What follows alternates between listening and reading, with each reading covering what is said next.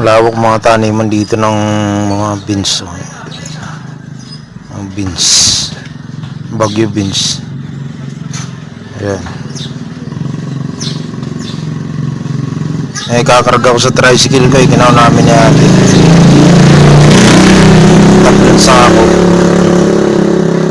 Nasa 200 kilos.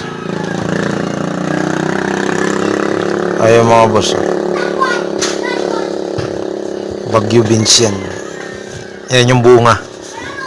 Kakarga sa tricycle yan. Puro beans. 200 kilos. Ang plastic na dadalhin na sa bayan.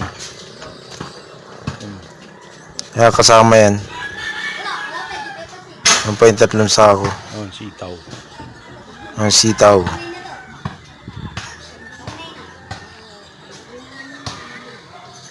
Lawak mga taniman dito ng beans, sitaw, kamatis.